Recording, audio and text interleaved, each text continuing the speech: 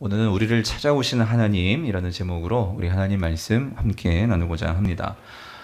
지난 주일에는 이 바벨론의 포로로 끌려와서 자신의 꿈과 소망을 다 잃어버리고 절망과 고통 속에서 하루하루 살아가던 이 30세 청년 에스겔에게 하나님께서 찾아오셔서 하늘이 열리고 하늘 성전의 영광스러운 모습을 보여주시는 이 내용을 우리가 함께 살펴보았습니다. 하나님은 에스겔이 그 예루살렘 성전에서 제사장으로 섬기는 사역하는 그 나이 30세에 이 바벨론 땅에 있는 에스겔에게 찾아오셔서 그를 바벨론 땅에서 예루살렘 성전이 아닌 하나님 하늘 성전의 그 제사장 즉 선지자로서 사역할 수 있도록 하나님께서 그를 부르시는 것을 우리가 지난 주일에 살펴보았습니다. 그래서 여러분 이 지도를 한번 봐주세요. 지금 다시 한번 보면 예루살렘은 다 아시겠지만 여기가 예루살렘이죠. 지금 원래 에스겔은 여기 있는 이 예루살렘 성전에서 제사장을 해야 할 사람인데 지금 이 남유다가 이 바벨론이요. 이 바벨론의 침략을 당해서 지금 나라가 거의 풍전등화 곧 망할 그런 상황에 있죠. 그러면서 지금 에스겔은 지금 이 북쪽 이 루트를 따라 가지고 지금 이쪽 여기가 그발강인데 이쪽에 지금 포로로 끌려와 있는 상황인 거죠. 그래서 이 그발강에서 지금 하늘이 열리는 그 놀라운 이 하나님의 환상을 보게 되는 그 내용이 지난주 상황이었습니다. 자, 오늘은 그러면 에스겔이 하늘이 열리고 보게 된 그 환상의 내용이 뭐냐? 그것을 우리가 함께 좀 살펴보려고 합니다. 간단히 말해서 에스겔이 본 환상은요, 사실 이 세상에서는 볼 수 없는, 이 세상에서 경험할 수 없는 그런 장면들이었죠. 그래서 사실 그 장면은 괴기스럽기도 하고, 두렵기도 하고, 놀랍기도 하고, 영광스러운 그런 장면이었죠. 그런데 그것을 사실 이렇게 글로 표현한다는 것도 참 쉽지 않은 일이지만, 사실 여러분 지금 우리가 환상을 다 읽었는데 좀 어떻게 그림이 그려지세요? 근데 사실 이거를 제대로 그릴 수 있다면 그분 사람이 아닐 거예요. 이거 글로 표현했지만 이 에스겔도 얼마나 이 감격 속에 이거를 기술에 나아가면서 여러분 그렇지 않아요? 이걸 어떻게 글로 다 표현할 수 있을까?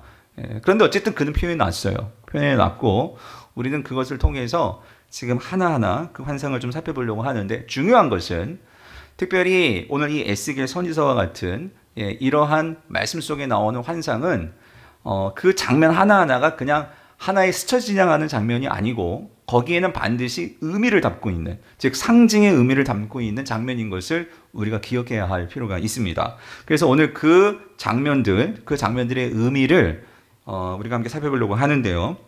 자, 먼저 전체적인 큰 그림의 관점에서요. 에스겔이 본 것은 뭐냐? 한 5개의 대상을 보았습니다. 5개의 대상을 보았는데 에스겔은 먼저 여러분 성경을 한번 여러분이 보면서 따라와 보세요. 4절에서는요. 폭풍을 봅니다. 큰 폭풍을 보게 되고요. 그리고 5절부터 14절에서는 여러분 한번 보세요. 크게 5절부터 14절에서는 거기서는 내 생물을 봅니다. 그리고 15절부터 21절에서는요. 거기에서는 많은 바퀴들을 에스겔이 봅니다. 그리고 22절에서 25절 거기에서는 궁창을 보고요. 그리고 마지막으로 26절에서 28절에서는 보호자에 앉으신 이 하나님을 보게 됩니다. 그래서 5가지예요. 폭풍, 그 다음에 내생물, 바퀴, 궁창, 보호자에 앉으신 하나님.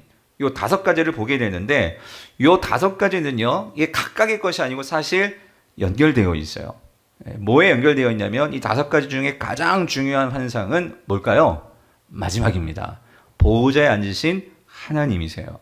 그 하나님과 이 나머지 것들이 서로 긴밀하게 연결되어서 지금 포로로 끌려와 있는 이 에스겔 뿐만 아니라 지금 그 고국을 잃어버리고 절망에 빠져 있는 하나님의 백성들에게 하나님은 뭔가 지금 메시지를 전해주시는 거죠.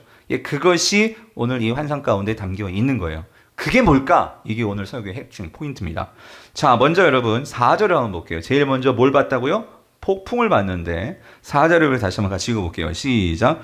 내가 보니 북쪽에서부터 폭풍과 큰 구름이 오는데 그 속에서 불이 번쩍번쩍하여 빛이 사방에 비치며 그 불 가운데 단새 같은 것이 나타나 보이고예요. 자, 에스겔이 제일 먼저 보게 된 것은 하늘이 열리고 그에게 제일 먼저 다가오면서 보여진 것은 뭐예요?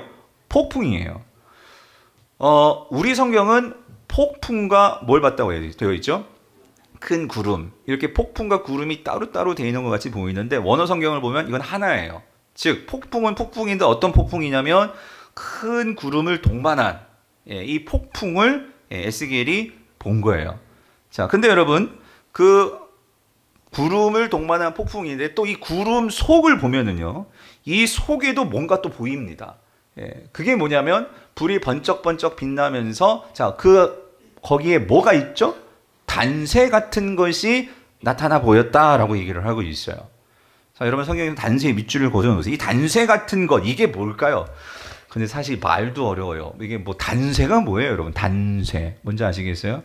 이 단새는요, 번쩍이는 금속물을 말해요.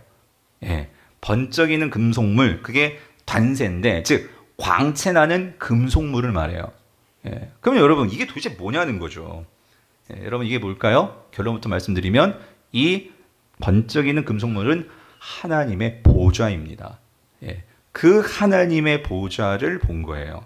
자, 그 근거가 뭐냐? 자, 여러분 1장 26절 27절을 우리가 마디 뒤에 다시 보겠지만 먼저 한번 읽어볼게요. 26절 27절 시작. 그 머리 위에 있는 궁창 위에 보좌의 형상이 있는데 그 모양이 남보석 같고 그 보좌의 형상 위에 한 형상이 있어 사람의 모양 같더라. 내가 보니 그 허리 위의 모양은 자 뭐예요? 여기 나오죠. 단쇠 같아서. 이게 뭐냐면 이게 번쩍이는 그 금속물 이거죠. 그러니까 이거를 우리가 생각해 보면 이거예요. 지금 보좌가 있는데 여러분 보좌가 뭐죠? 왕이 앉는 의자잖아요. 그 보좌가 있는데 거기에 사람 같은 이가 앉아 있죠. 그러면서 거기서 뭐가 나오는? 빛이 나오는 거예요. 즉 하나님의 영광이 지금 발산되고 있는 거죠. 그거를 보좌와 그 보좌 위에 앉으신 이를 같이 단쇠 같은 형상으로 표현한 거죠. 이해되시죠? 그것을 지금 에스겔이 본 거예요. 자, 근데 여러분 여기서 한 가지. 여러분이 성경을 보실 때 꼭 놓치지 말고 이해해야 될 게 뭐냐면요. 이런 표현들. 하나님이 보좌에 앉으셨다. 혹은 예수 그리스도가 하나님 보좌 어디? 우편에 앉으셨다. 보좌가 나오면 이 의미가 뭘까요? 여러분 보좌는 아무나 앉는 게 아니죠. 보좌는 누가 앉아요?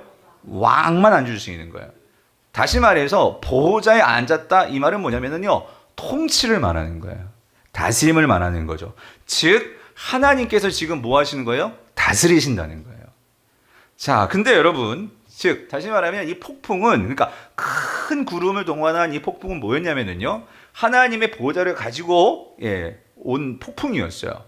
자, 근데 4절 다시 한번 보시면은요. 4절에서 이 폭풍이 자, 앞에 보면은요. 어디서부터 온대요? 북쪽에서부터 폭풍이 불어와요.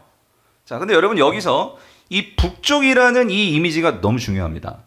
여러분 이 북쪽이라는 것은 뭘 말하는 걸까? 자, 근데 여러분 이 북쪽이라는 이미지가 지금 뭐하고 같이 연결돼서 지금 우리에게 소개되냐면 폭풍이라는 거예요. 폭풍. 그리고 그 폭풍은 구름과 동반했는데 그 구름 속에는 자 뭐가 막 불타고 번쩍번쩍거려요? 불이 지금 단새로 인해서 불이 막 번쩍번쩍이고 있는데 여러분 성경에서요 폭풍, 불, 구약에서 이 이미지는 뭘 의미하는 걸까요? 하나님의 임재인데 특히 이것은 뭘 보여주는 거냐면 하나님의 심판을 말하는 거예요. 심판. 하나님께서 심판을 오실 때 폭풍과 불로 오십니다. 즉 오늘 하나님의 그 폭풍이 북쪽으로 또 불어왔다. 이것은 뭘 의미하는 것은 하나님의 심판을 의미하는 거예요. 근데 이게 심판이라는 것을 분명히 알 수 있는 것은 여러분 이 북쪽이라는 단어를 제가 기억하라고 했는데 여러분 남유다가 자 어디로부터 밀고 오는 이 나라에게 침략을 받았죠? 북쪽입니다. 그 북쪽으로부터 밀고 오는 나라가 누구였어요? 바벨론이란 말이죠.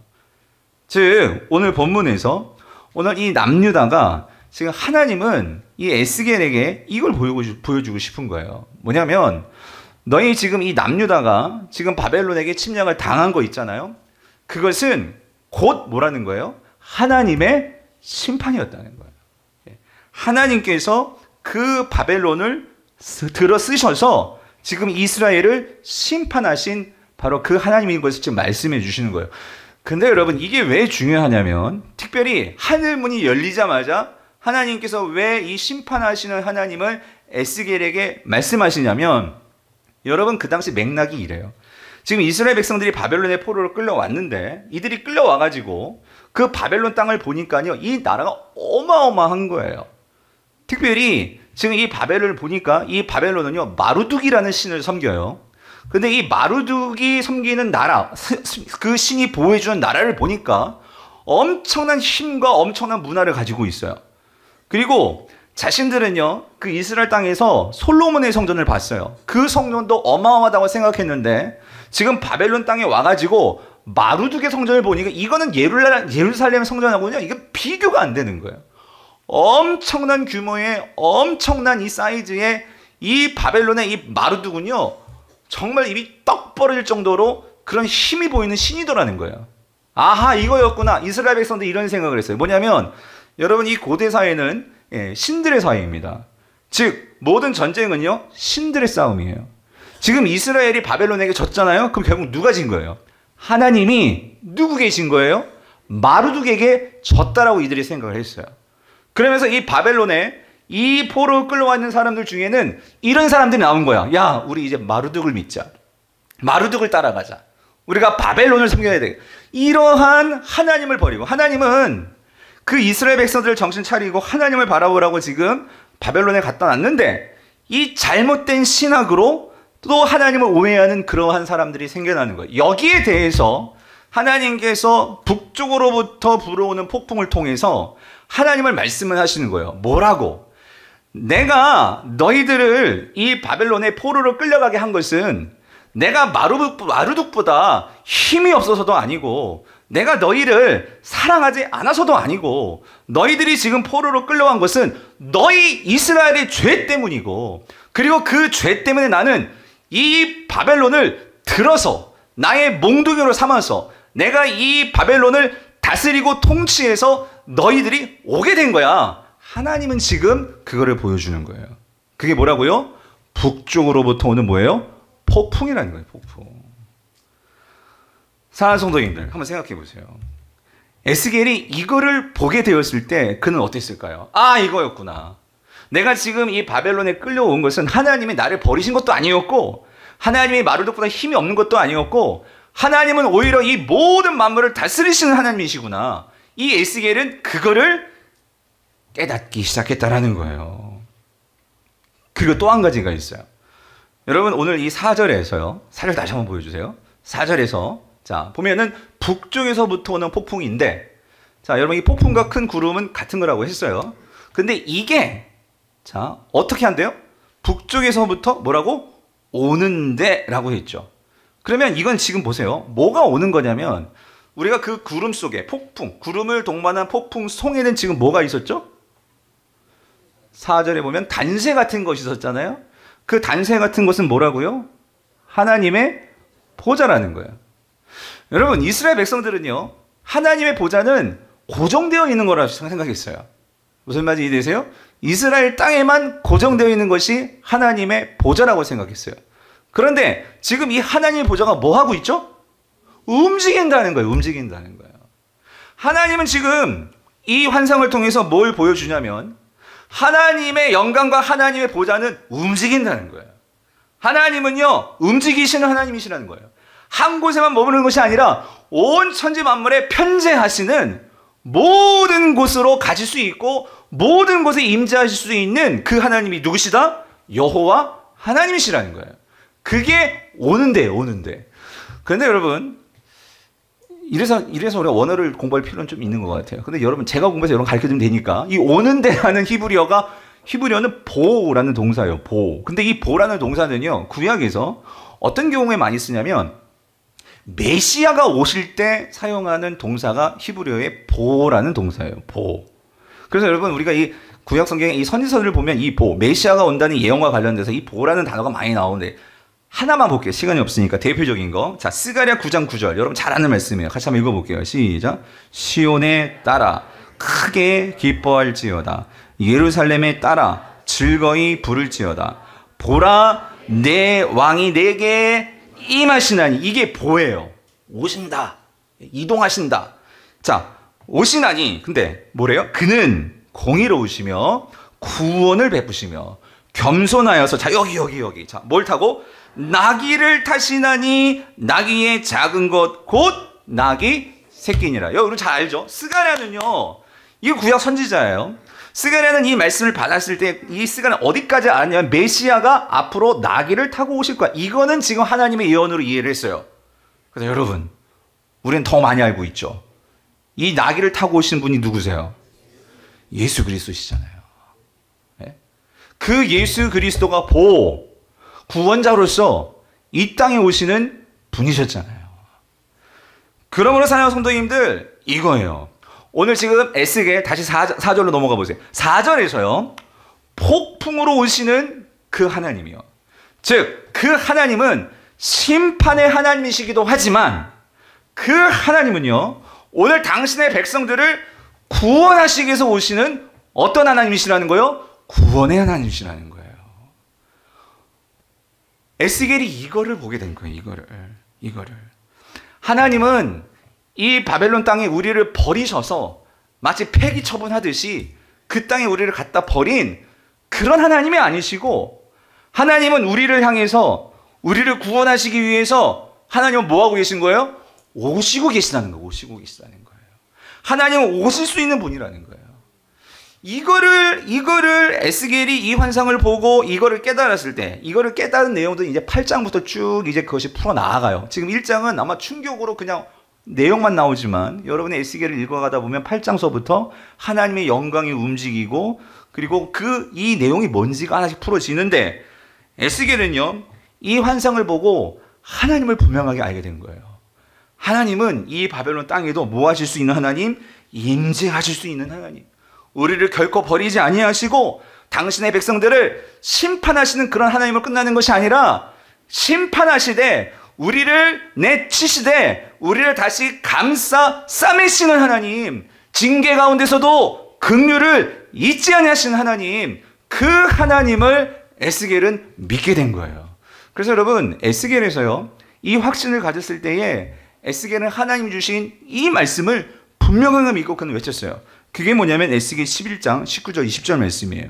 이 말씀은 에스겔의 핵심 구절이에요. 여러분 같이 한번 읽어볼게요. 시작. 내가 그들에게 한 마음을 주고 그 속에 새 영을 주며 그 몸에서 돌 같은 마음을 제거하고 살처럼 부드러운 마음을. 여러분, 이게 얼마나 큰 변화예요. 이거를요, 리얼하게 설명하면 이거예요. 다 죽을 몸이었는데 마음을 줬다는 것은 하나님이 심장을 이식해 준다는 거예요. 무슨 말인지 되세요? 약 먹고 살아봤자 얼마나 힘들어. 근데 심장을 바꿔주니까 얼마나 펄떡펄떡 있는 심장을 가지고 새롭게 살 수 있겠습니까? 지금 그 얘기예요. 그 마음을 주어서, 새 영을 주어서 너를 완전히 바꿔다 줄 건데, 20절이요. 왜 그러냐면 내 율례를 따르며 내 규례를 지켜 행하게 하리니 그들은 내 뭐예요? 백성이 되고 나는 그들의 뭐가 돼요? 하나님이 되리라. 여러분, 이 문구가 뭐예요? 다시 언약이 회복되는 걸 말씀하시잖아요.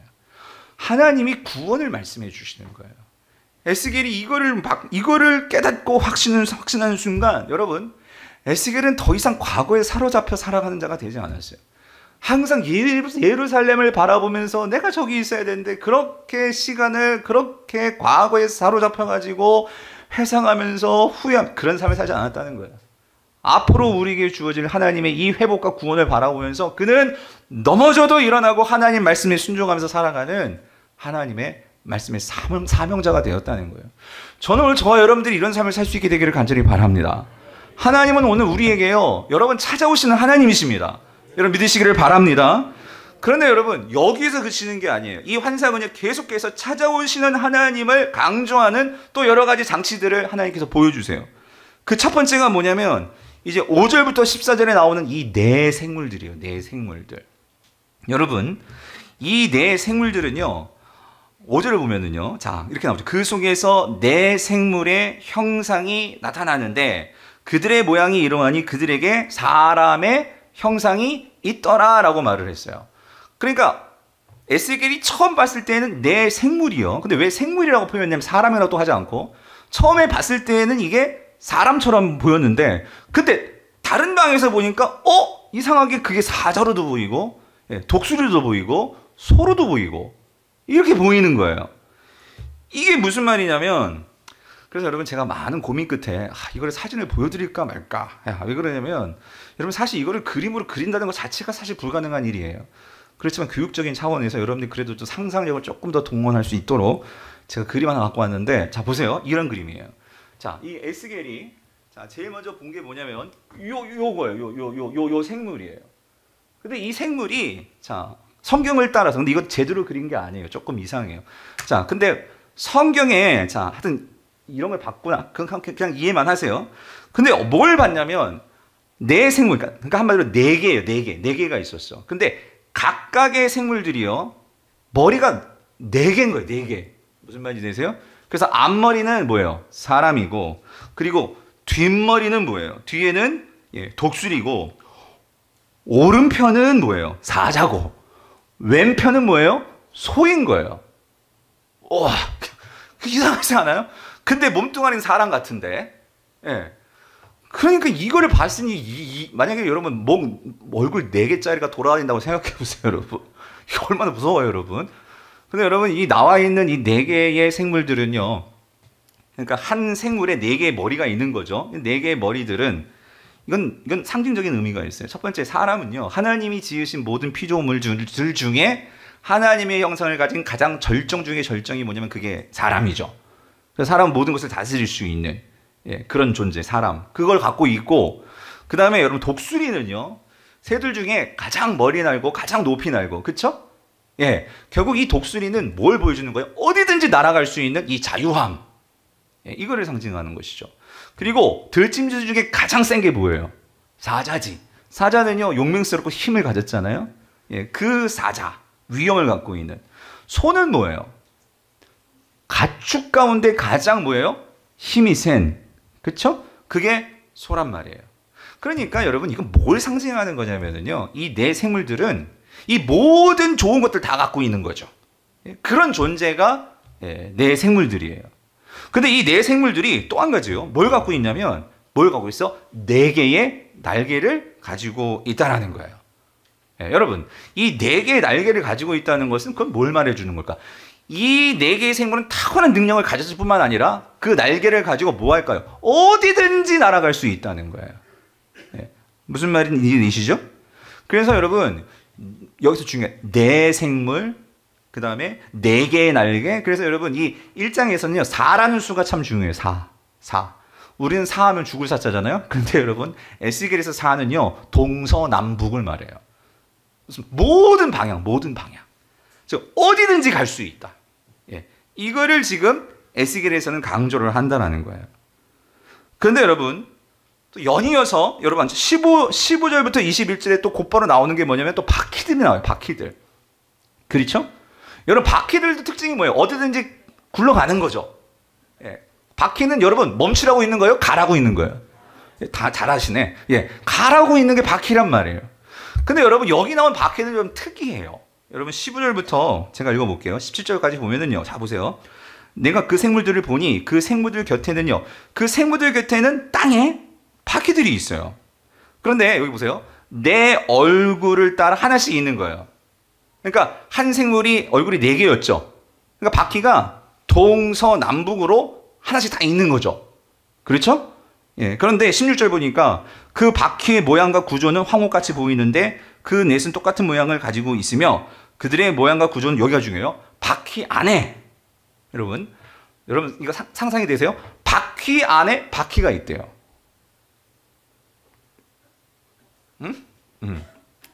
근데 과학자들은 여기서 힌트를 얻었는지 여기서 새로운 바퀴를 이게 뭐냐면 여러분 그거 들어보셨어요? 이 자이로스코프라는 거? 자이로스코프. 말이 뭐 그런지. 근데 이게요 참 대단한 것 같아. 이 자이로스코프라는 것은 바퀴 안에 정말 바퀴가 있어. 이게 모든 방향으로 다 갈 수가 있는 거예요. 그러니까 바퀴는요, 바퀴 하나만 있으면은요, 이게 돌아가야 돼요. 어디를 가려면. 그렇죠? 근데 이 자이로스코프 같은 것은 뭐냐면은, 이 직선, 아무 쪽으로 마음만 먹으면은요, 돌지 않고 바로바로 움직일 수 있어. 그래서 아까 바퀴 있잖아요. 바퀴를 한번 보여주세요. 이런 그림이란 말이죠. 네? 바퀴 안에 또 바퀴가 이렇게 있죠. 이 바퀴도 유수하게 있어. 그러니까 이거는요, 내가 만약에 이쪽으로 가고 싶으면 만약에 바퀴가 하나면은 어떻게 하여튼 돌아가지 않고 어디든지 갈 수 있다는 거지. 어느 방향이든지. 근데 그럼 또 한 가지 있어요. 18절을 보면은요. 18절에 보면 이 바퀴 안에요. 뭐가 있냐면 자, 그 둘레는 높고 무서우며 그 네 둘레로 돌아가면서 뭐가 가득해요? 눈. 다시 한번 그림 보여주세요. 여러분 만약에 여러분 이걸 보면 어떨 것 같아요? 바퀴가 있는 여기 볼록볼록 나온 거 있죠? 이게 눈이야, 눈. 눈들이 막 박혀 있어.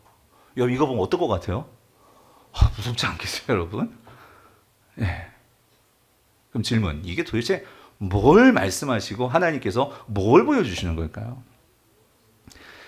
네 날개, 그 다음에 네 방향의 얼굴들, 그리고 바퀴 안에 바퀴, 그리고 또 그 바퀴에는 눈들이 있어. 여러분 이거 뭘까요? 여러분 이거예요.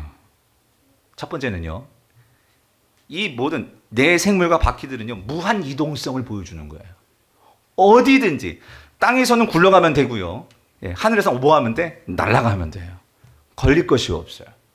그렇죠? 그리고 여러분 지금 내 생물들이 동서남북으로 다 얼굴들이 있죠. 그러면 여러분 저는요 지금 뒤에 뭐가 있는지 보여요? 안 보여요? 안 보여요. 그런데 제 뒤에 눈이 있으면 볼 수 있겠죠? 근데 내 생물들은 눈이 앞, 뒤, 전후, 좌우 다 있어. 못 볼 게 있어요? 없어요. 다 보는 거예요. 그리고 여러분 바퀴 안에 지금 바퀴에 뭐가 다 있었어요? 눈들이 있었어요. 뭐죠? 다 보는 거예요. 여러분 이거 뭘 보여주시는 걸까요? 모든 것을 지켜보고 있다는 거예요. 모든 것을 지금 감찰하고 있다는 거예요. 그런데 여러분 모든 곳으로 갈 수 있고 모든 것을 지켜보고 있고, 그런데 여러분 더 중요한 거 있어요. 이 내 생물과 이 내 바퀴가 누구의 명령을 따라 움직일까요? 그게 바로 영입니다. 영. 여러분 19절 20절을 보면은요 이렇게 말씀하세요. 그 생물들이 갈 때의 바퀴들도 그 곁에서 가고 그 생물들이 땅에서 들릴 때의 바퀴들도 들려서. 그러니까 여러분 생물과 바퀴는 항상 같이 움직여요. 같이 움직인다고. 같이 움직이는데 그러면 이 생물과 생물과 이 바퀴를 같이 움직이게 하는 그 주체가 누구냐는 거예요. 20절. 영이 어떤 쪽으로 가면 생물들도 영이 가려한 곳으로 가고 바퀴들도 그 곁에서 뭐예요? 들리니 이는 생물의 영이 그 바퀴들 가운데에 뭐예요? 있음이라 해요. 즉, 이 내 생물들과 바퀴들은 뭐의 명령에 따라 움직이는 거예요? 영이요. 이 영이 뭐냐면 이게 루아흐예요. 이 에스겔에서 루아흐는 지난주에 말씀드렸죠? 성령이에요, 성령. 성령을 따라서 움직이는 거예요. 여러분 성령이 뭐예요? 하나님의 영이시잖아요. 그 하나님의 영의 명령을 따라서 여러분 그래서 성경에 보면은요. 이 짐승들은요. 후진이 없어요. 후진이 없어요. 좌회전 우회전도 없어요. 이건 무조건 직진이에요. 여러분 이 바퀴도 그래요.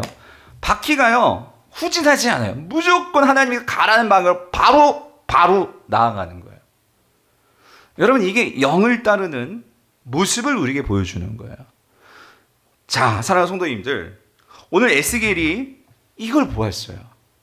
이거를 보았을 때에 이 내 생물들이 이 하나님의 영을 따라서 움직이는 것을 보았을 때에 그 하나님의 영을 따라서 이 내 생물들과 바퀴들이 미치지 못하고 그 함께 이르지 못하는 곳이 없는 것을 보았을 때 그는 뭘 깨달았을까요? 여러분 결국 이 내 생물들과 이 바퀴들이 뭘 움직이느냐? 하나님의 보좌를 움직이는 거예요. 하나님의 명령을 따라서 하나님이 이리 가라 하면 이리 가고 저리 가라 하면 저리 가는 거예요. 그런데 그 하나님의 명령에 따라 움직이는 이 바퀴들과 이 생물들은 못 갈 곳이 없단 말이에요. 하나님께서 우리를 지켜보고 계시고 우리를 도우시기 위해서 이 어마어마한 것들을 다 동원하셔서 우리를 구원하시는 거구나. 이거를 에스겔이 깨닫게 되었단 말이에요. 그랬을 때에 비록 그는 바벨론의 포로의 신분으로 끌려와 있어요. 하지만 그의 삶은요. 이것을 본 이상 그는 더 이상 포로같이 살지 않았어요. 그는 만왕의 왕께서 나를 지켜보고 계시고 나를 인도하시고 나를 보호하시며 나를 새롭게 하실 것을 그가 확신하였을 때 그는 뭐가 생겼어요? 자신감이 생겼단 말이에요. 이 모든 것들을 다스리시는 하나님, 통치하시는 하나님, 이걸 확신했을 때 그는요 바벨론에서 그 만왕의 왕자인 하나님을 선포하며 사명자로서의 삶을 살 수 있었다는 거예요. 자, 근데 여러분, 이게 바벨론에서 에스겔뿐만이 아니었어요. 여러분, 그 바벨론 땅에서요 이것을 동일하게 보고 깨달은 자가 있었으니 여러분 그게 누구일까요? 이 에스겔과 동시대의 인물이었던 그 한 사람, 이는 지극히 평신도예요. 그게 누구일까요? 다니엘이란 말이에요. 다니엘도 이 바벨론의 포로로 끌려가서요. 그런데 이 바벨론은요, 그 포로민들 가운데 똑똑한 이 귀족네 애들을 잡아가지고 그들을 특별하게 이 마루둑의 이 신전 제사에 참여시켜가지고 그 바벨론의 그 문화들을 교육시키면서 너희들의 하나님은 힘없는 하나님이고 진짜 신은 마루둑이야, 이것을 가르치면서 그들에게 특별한 혜택들을 줬어요. 그 가운데 한 사람이 누구였어요? 다니엘이었죠. 그런데 지 친구들은요 그 마루둑에 다 헬렐레 해가지고 그래 마루둑이었어 하면서 그 신전 제식 의사에 다 참여하면서 거기에 넙죽넙죽 절하고 그 문화를 따라가다. 여러분, 바벨론에서 그 다니엘은 어떻게 했어요? 우리가 잘 아는 말씀, 여러분 8절 9절 1장 다니엘 1장 8절 9절 같이 한번 읽어볼게요. 시작. 다니엘은 뜻을 정하여 왕의 음식과 마시는 포도주로 자기를 더럽히지 아니하리라 하고 환관장에게 구하니에요. 여러분, 이게 단지 술 한 마셨다 그 얘기가 아닙니다. 이건 지금 무슨 말이냐면 다니엘이 그 세속사회인 바벨론에서요 하나님을 믿는 자로서 그는요 뭘 믿었냐면 그는 자신의 이 나라가 망하는 걸 보면서 그는 깨달았어요. 오늘 동일하게 에스겔이 봤던 것을 그는 깨달았던 것 같아요. 지금 우리나라가 망한 것은 하나님이 우리를 버리서도 아니고 하나님 힘이 없어서도 아니고 하나님은 이 모든 이 역사를 주관하시는 그 역사의 주관자의 손은 하나님께 있어. 그 하나님이 진정한 왕이셔. 이거를 믿었던 다니엘이기에 그는 뜻을 정했다는 거예요. 그래서 여러분, 이 왕이 누구예요? 그 당시 바벨론의 가장 강력한 힘과 권력을 가지고 있는 느부갓네살인데 그 느부갓네살을 능가하시는, 아니 그 느부갓네살마저도 통치하시고 다스리시는 하나님을 믿을 때 그는요 그 바벨론의 문화에 끌려가지 않았다는 거예요. 그래서 그는 이것을 믿고 결단하고 하나님의 다스림을 믿으니까 여러분 놀라운 일이 벌어졌어요. 다니엘이요 무지막지하게 그냥 그렇게 한 게 아니에요. 환관장에게 정중하게 구했어요. 자신의 처지, 나는 정말 하나님을 믿기 때문에 내가 이런 상황에서 이걸 할 수 없습니다 라고 말하면서 말을 했는데 어떤 일이 벌어져요? 전 이게 너무 놀라운 것 같아요. 9절을 보세요. 하나님이 다니엘로 하여금 누구에게? 환관장에게 은혜와 긍휼을 얻게 하신지라요. 여러분, 환관장은요 누구의 명령을 따르는 자예요? 느부갓네살 왕의 명령을 따르는 자예요. 근데 여러분, 이 환관장이 지금 누구의 그 영의 인도함을 받고 있는 것일까요? 하나님의 영의 인도를 받고 있다는 거예요. 사랑하는 성도님들, 우리가 잊지 말아야 될 게 있어요. 여러분, 오늘 우리 많은 성도들이, 아니 이스라엘 백성들이 저지른 죄가 뭔지 아세요? 그들은요 하나님을 이스라엘 성전에 가둬놓았어요. 하나님을 이스라엘의 성전에 가둬놓고 하나님을요 그냥 이렇게만 대우했어요. 뭐냐면 때가 되면 가서 예배하는 거예요. 무슨 말이냐면 절기 때마다 가서 하나님께 예배 드려요. 제사 드려요. 달마다 11조 바쳐요. 그러면 끝이에요. 하나님, 내가 할 일 다 했어요. 그리고 나서 세상에 와서는 뭐예요? 하나님은 성전에만 계세요. 그리고 성전에서 계신 하나님 보고 내가 다 했어요. 거기 계세요. 그리고 나서 세상에 가서 뭐예요? 자기 마음대로 마음에 땡기는 우상들을 세워놓고 그들을 섬기고 있는 거예요. 그들의 방식대로, 그들이 정말로 원하는 바대로 그 일을 하고 있는 거예요. 하나님은 그 세상 속에서 살아가는 이스라엘 백성들에게 찾아오시기를 원했어요. 하나님은요 그들이 시장에서 돈을 벌고 그들이 회사에서 일을 하고 그의 자녀들을 대학에 보내기 위해서 공부시키는 그 교육의 현장에도 하나님은 성도들과 함께 있기를 원하시는 거예요. 그래서 그곳에서 내가 정말로 너희들에게 말했던 것처럼 우리는 정말로 이 하나님 나라, 내 백성들을 서로 사랑하고 그 공의와 정의를 실천하고 약한 자를 돌보면서 내가 손해를 보더라도 내 것을 정말 나눠줄 수 있는, 그래서 우리가 함께 잘 될 수 있는, 우리가 그 나라를 세워야 돼. 하나님은 말씀하시는데 성도들이 뭐래요? 하나님, 그럼 우리 망해요. 그럼 우리 대학 애들 다 떨어져요. 하나님 몰라서 그래. 하나님 그냥 교회만 계세요. 세상은요 우리가 더 잘해요. 내가 왕 돼가지고 내가 모든 걸 결정하고. 여러분, 이게 이스라엘의 죄였어요. 사랑하는 성도님들, 오늘 우리가 하나님 믿는다고 지금 예배당에 나와 있지만 여러분, 우리가 정말 이걸 진지하게 생각해 봐야 된다는 거예요. 혹시 우리도 이 종교 생활하고 있는 것은 아닌가? 하나님을 일주일 내내 교회만 두고 그냥 교회에서만 하나님 안녕 나왔어요. 예. 그리고 나서 예배당 나가면은 그때부터 하나님은 세상의 일에는 내가 알아서 할게요. 하나님, 내가 그래도 세상에 더 전문가예요. 여러분, 혹시 우리가 이러고 있지 않냐고요. 그런데 오늘 이 에스겔 다니엘 뭘 본 거죠? 하나님은요, 모든 곳으로 가시기를 원하시는 거예요. 자신의 백성들이 있는 곳이라면, 그래서 말씀드렸죠. 이스라엘 백성들은 그 바벨론 땅에는 하나님이 오시지 않을 거라고 생각했다고. 그런데 뭐라고요? 하나님은 그 자리에도 함께 하기를 원하시는 하나님이시란 말이에요. 그러므로 사랑하는 성도님들, 여러분, 오죽하면 오늘 저와 여러분들에게 성령을 어디다 넣어주셨다고요? 우리 마음속에. 뭘 보여주시는 거예요? 우리와 함께 하시기를 원하는 하나님. 그런데 여러분, 오늘 이 내 생물과 바퀴들이 하나님의 영을 따라 철저하게 순종하면서 움직이잖아요. 그걸 통해서 하나님의 온 세계에 그 충만하신 하나님의 그 임재가 나타나잖아요. 오늘 저 여러분도 마찬가지예요. 오늘 저 여러분들도 하나님이 우리에게 성령을 넣어주셔서, 여러분 이거 확실해요. 오늘 여러분 지금 여기에 앉아있는 것은 성령이 다 있다는 거예요. 여러분 믿으십니까? 왜 믿으세요? 믿음 없으면 누가 이 시간에 여기 이렇게 앉아있겠어요, 여러분. 그런데 여러분, 이거 있어요. 우리 모두는 지금 성령이 우리 안에 있지만 저와 여러분들이 다룰 수 있는 거 하나 있어요. 여러분, 그게 뭐냐면, 저는 보면서 아주 중요한 한 가지 발견했는데, 여러분, 어떻게 이 바퀴들과 이 내 생물들이 철저하게 이 영의 명령을 따라 움직이는 걸까? 그 이유가 있더라고요. 여러분, 오늘 본문, 자, 우리가 성령의 인도를 받기를 원하시면 여러분 이거 꼭 점검하셔야 되는데, 20절, 21절 같이 한번 읽어볼게요. 같이 읽어보겠습니다. 시작. 영이 어떤 쪽으로 가면 생물들도 영이 가려 하는 곳으로 가고 바퀴들도 그 곁에서 들리니 이는 생물의 영이 바퀴들 여기 어디에 있다고요? 가운데에 있다는 거예요.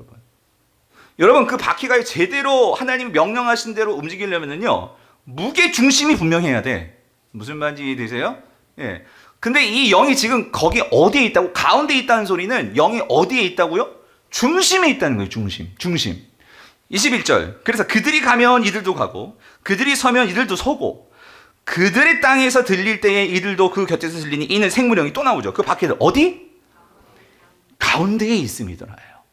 사랑하는 성도님들, 오늘 성령님이 저와 여러분들 속에 있습니다. 여러분 믿으십니까? 믿으세요. 그런데 여러분, 왜 우리가 성령의 인도를 받지 못하는 걸까요?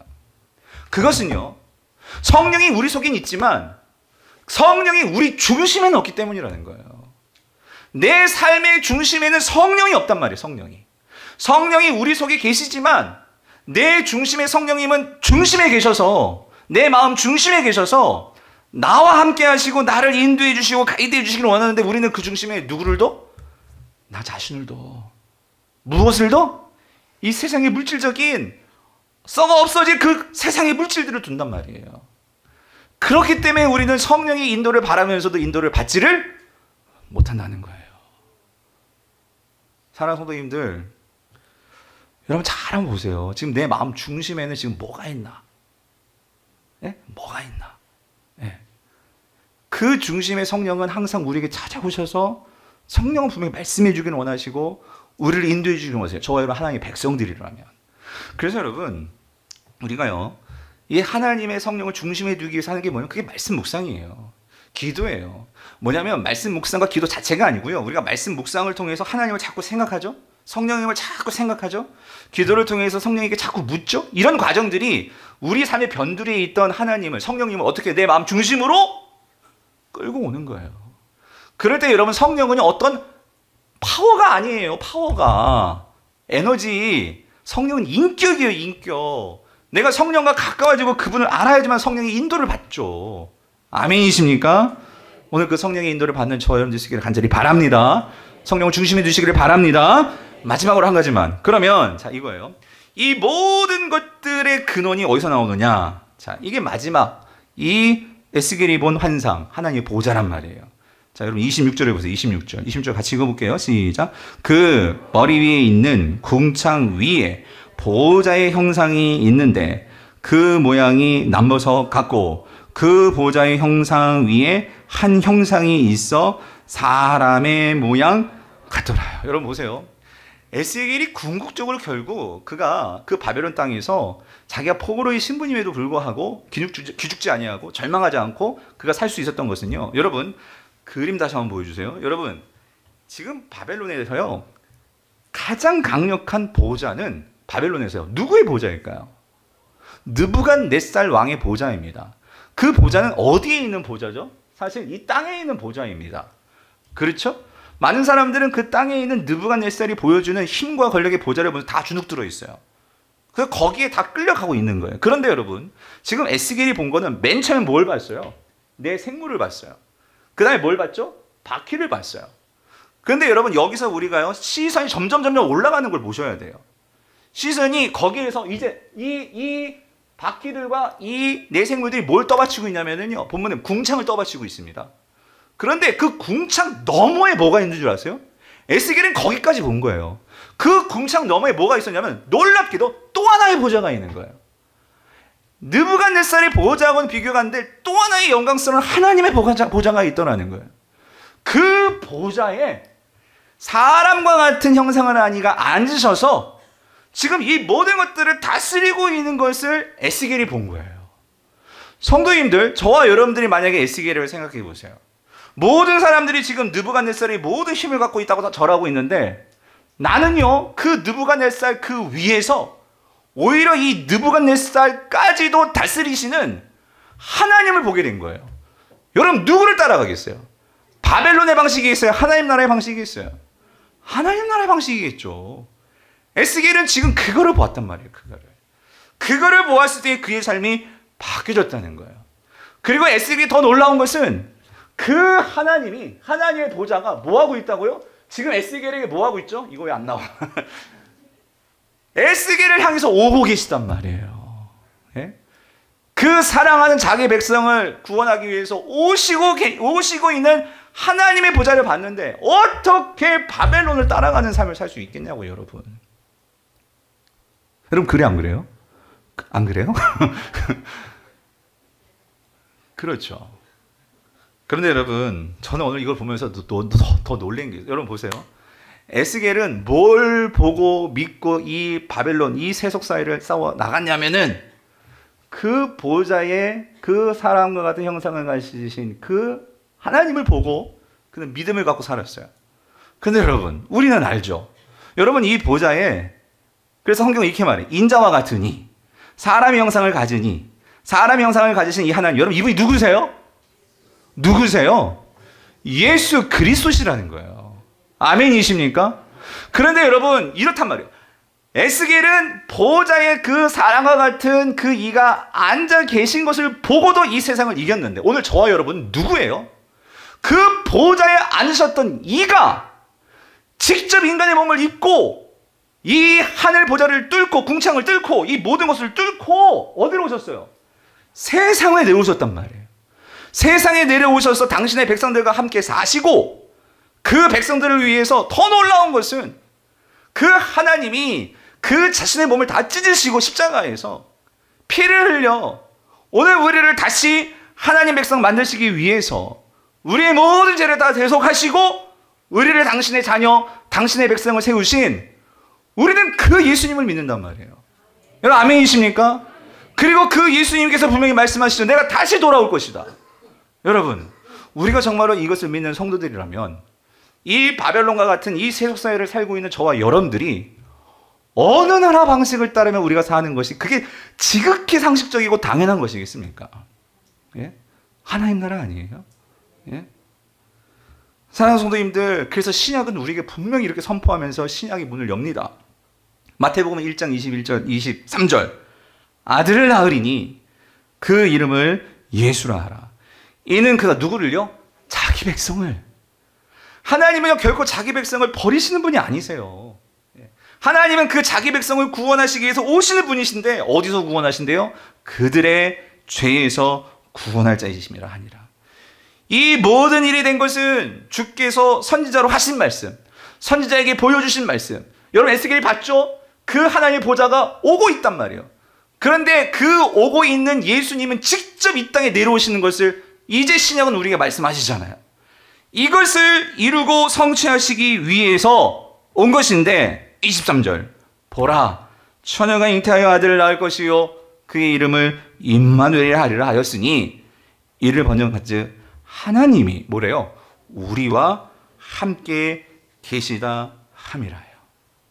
할렐루야. 여러분 저는 성경을 보면서요 하나님은요 정말 이해가 안 돼요.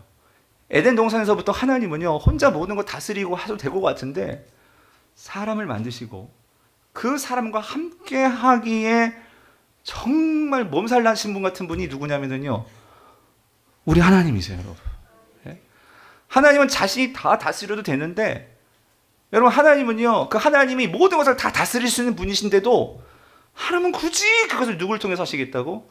당신의 백성들을 통해서 하나님의 말씀을 따라 순종하는 그 백성들을 통해서 이 땅을 다스리시고 하나님 나라를 세우시기를 원하시는 분이 우리 하나님이시라는 거예요. 사랑하는 성도님들 정말 이 땅을 살아가는 자들로서 많은 일들이 잘 안 돼요. 많은 일들이 우리에게 버겨워요. 여러분 그럴 때 여러분 무엇을 바라보십니까? 오늘 우리에게 찾아오셔서 우리와 함께 하시는 이 하나님이 계신 것을 여러분 믿으십니까? 믿으시기를 바랍니다. 여러분 하나님은 절대로 여러분 혼자 두지 않으세요. 하나님은 절대로 여러분들 버리지 않으신다고요. 자신들의 백성을 위해서는 죽음까지도 불사하시는 분, 그분이 우리 하나님이십니다. 오늘 이 하나님을 믿고 여러분들 어떤 상황 속에서도 내 삶으로 찾아 들어오시는 이 하나님을 기대함으로 믿음으로 승리하시는 그리고 하나님께 순종하시는 저 여러분들 수 있기를 여러분 간절히 바랍니다. 오늘 이 말씀 생각하면서 우리 찬양과 같이 기도합시다. 우리 나는 믿네 주님, 내 삶으로 찾아오시는 그 주님 나는 믿습니다 하는 마음으로 우리 찬양하고 기도하겠습니다.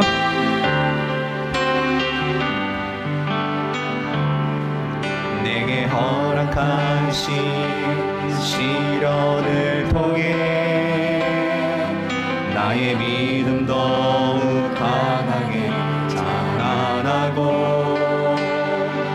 험한 산과 골짜기 지나는 동안 주께 더 가까이 나를 이끄시네. 내가 겪는 시험이 어렵고 힘겨워도 내 주님보다 크지 않네. 내 앞에 바다가 갈라지지 않으면 주가 나로 바다 위 걷게 하니 나는 믿네.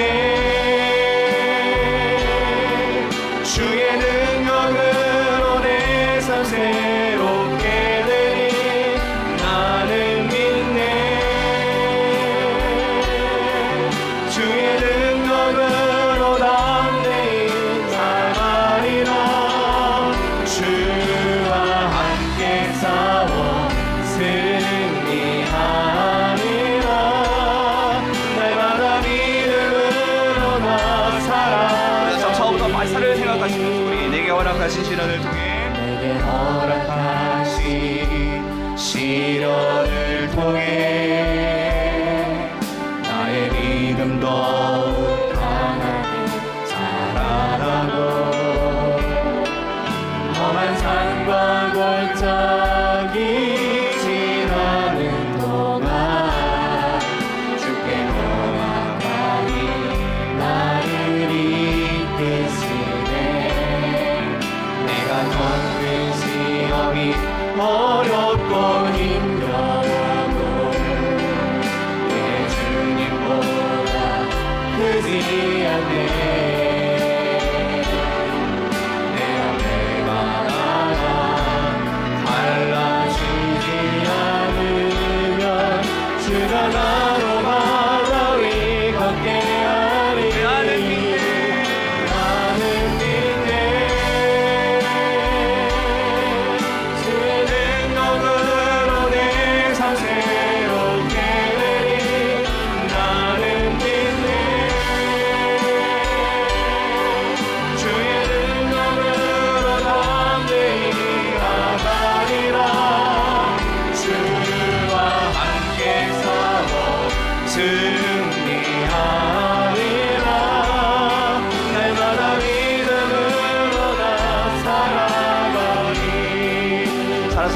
눈을 감아보시고요. 여러분, 매일매일 들려오는 세계 정세와 여러 가지 세상의 아버지 돌아가는 이 모든 상황들, 하나님 아버지 우리의 힘으로는 도저히 감당할 수 없고 모든 것이 두려운 뿐인데, 여러분, 그러므로 불구하고 우리가 이 믿음을 가져야 할 것은, 여러분, 하나님도 그 모든 것을 다 아십니다. 그리고 특별히 그렇기 때문에 오늘 이 시대에 저와 여러분들에게는 성령을 보내주셨죠. 우리를 도와주시는 분 성령님이요. 그래서 여러분, 오늘 우리가 한 번 이 말씀 드렸다고 모든 게 다 바뀌지 않습니다. 매일매일 삶 속에서 우리가 성령을 내 중심에 모시고 그 성령이 붙들고 말씀과 싸워 나갈 때, 여러분, 거기에서 우리가 진정으로 하늘이 보이고 거기에서 정말 하나님의 통치가 보일 때, 여러분, 거기서 우리가 담대해질 줄 믿습니다. 그리고 이 상황을 이겨낼 줄 믿습니다. 그래서 주님, 오늘 우리에게 이 성령의 충만함을 주시옵소서. 그리고 그 성령으로 모든 것을 새롭게 볼 수 있게 하여 주시옵소서. 그래서 특별히 이번 수련회, 그래서 하나님, 우리가 진정으로 이 하나님 나라를 보게 되기를 원합니다. 우리가 너무나 세상 나라에 너무나 모든 것들이 다 사로잡혀 있는 우리의 일상과 우리의 모든 삶들이, 내가 정말 하나님 나라의 백성이라면 내가 무엇을 보고 무엇을 쫓아가야 될지, 하나님 나의 중심을 새로 잡게 하여 주시옵소서. 그래서 하나님이 가라 하면 오늘 이 바퀴들이 아무런 주저 없이 그 방향으로 나아갔던 것처럼, 주님, 나도 주님이 가라 하면 그 방향으로 담대하게 나아갈 수 있는 그런 주님과의 그 친밀한 연합과 교제가 있게 하여 주시옵소서.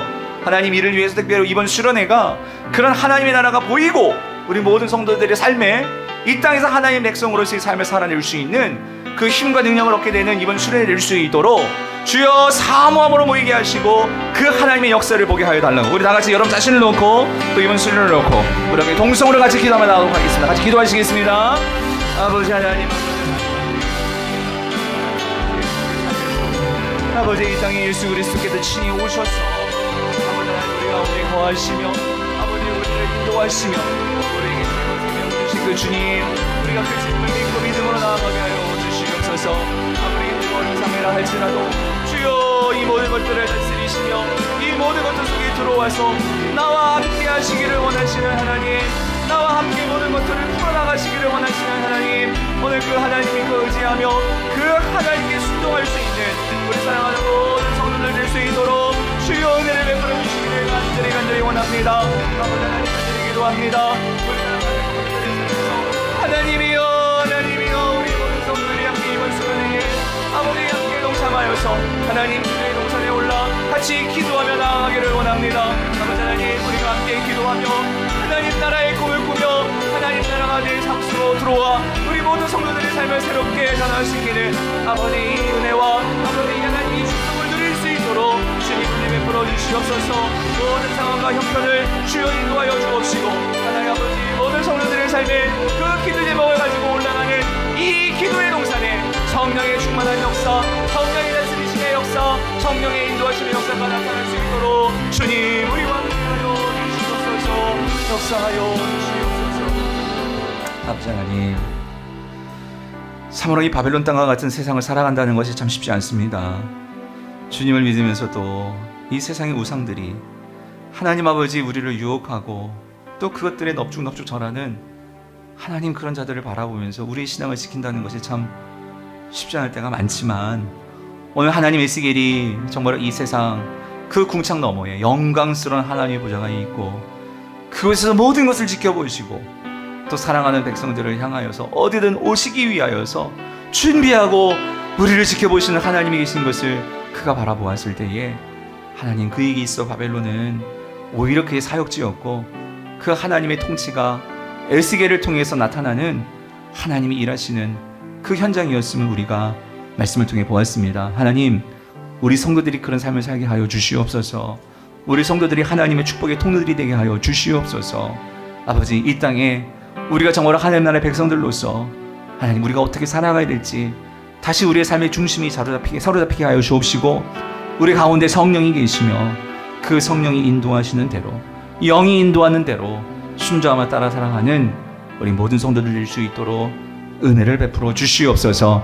하나님, 우리 성도들 기도하게 하시고 또 우리 목금토 우리가 함께 기도의 동산에 올라가 진정 하늘문을 여시고 또 우리에게 보여주실 이 하나님의 나라를 기도하며 또 기대하며 우리가 정말로 나아갑니다. 주님, 이번 수련회 가운데 우리 성도들 정말로 마음속에 품고 있는 소원들, 그리고 하나님 앞에서 응답받고 싶은 하나님 주님이 보여주실 그 길, 보기를 사모하는 성도들, 하나님 정말로 그들에게 주의 길을 보여주시고 은혜를 부어주시고, 하나님 이번 수련회가 우리가 정말로 하나님 나라가 이 땅 가운데 오신 그 하나님의 나라가 얼마나 영광스럽고 그 나라가 소망하는 그 나라를 우리가 이 삶에서 정말로 실현하고 살아낼 수 있는 용기 얻는, 힘을 얻는 수련회 될 수 있도록 주님 역사하여 주시옵소서.